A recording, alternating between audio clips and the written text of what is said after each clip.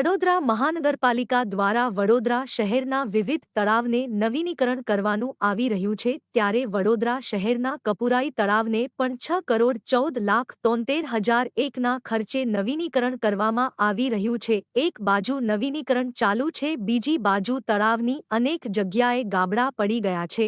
આ તળાવમાં આવતા વરસાદી પાણી માટે કોઈ જગ્યા રાખવામાં આવી ન હતી। કપુરાઈ તળાવને કરોડો રૂપિયાના ખર્ચે નવીનીકરણ કરવામાં આવી રહ્યું છે ત્યારે વડોદરા મહાનગરપાલિકાના અધિકારીઓ દ્વારા નિરીક્ષણ કરવામાં આવતું નથી। કોન્ટ્રાક્ટર દ્વારા જોઈએ તે પ્રમાણેનું મટીરીયલ વાપરી નથી તેવું દેખાઈ રહ્યું છે। 18 મહિનામાં કામગીરી પૂર્ણ કરવાની હતી, તેમાં પણ કામગીરીના નામે હલકી કક્ષાનો મટીરીયલ વાપરીને કોન્ટ્રાક્ટર ભ્રષ્ટાચાર કરી રહ્યા છે। એક બાજુ જનતા કહી રહી છે કમળ કા ભૂલ હમારી એક ભૂલ, આ સૂત્રને સાર્થક કરતા દ્રશ્યો ઊભા થયા છે। સાથે આ કપુરાઈ તળાવની નવીનીકરણની કામગીરીની તટસ્થ તપાસ કરવામાં આવે અને કોન્ટ્રાક્ટરને બ્લેક લિસ્ટ કરવામાં આવે તેવી સામાજિક કાર્યકર અતુલ ગામેચી દ્વારા માંગ કરવામાં આવી હતી।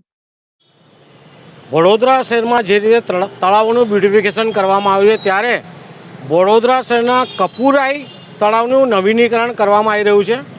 આ નવીનીકરણ જોતાં ધ્યાને આવ્યું કે ત્યાં તળાવની અંદર પાળો તૂટી ગઈ છે, ગાબડા પડી ગયા છે।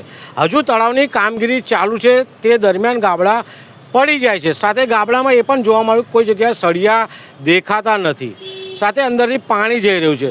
બીજી બાજુ જે ગામના પાણી હતા એ જવા માટે કોઈ રસ્તો રાખવામાં નતો, એટલે ત્યાં આગળ એક પાઇપો મૂકીને રસ્તો બનાવ્યો છે। 6 કરોડથી વધુ રૂપિયાના ખર્ચે તળાવનું નવીનીકરણ કરવામાં આવતું હોય ત્યારે વડોદરા મહાનગરપાલિકાના ત્યાં કોઈ સુપરવિઝન કે કોઈ અધિકારી પણ હાજર નથી। બીજી બાજુ જે ગાબડા પડ્યા છે તો ગાબડા કયા કારણસર પડ્યા છે કહી શકાય કે ભ્રષ્ટાચારનો એક નમૂનો અંદર ઊભો થયો છે। અંદર સળિયા નથી, વ્યવસ્થિત સિમેન્ટ વાપરવામાં નથી આવ્યું, તેના કારણે ભ્રષ્ટાચારના ગાબડા પડ્યા છે।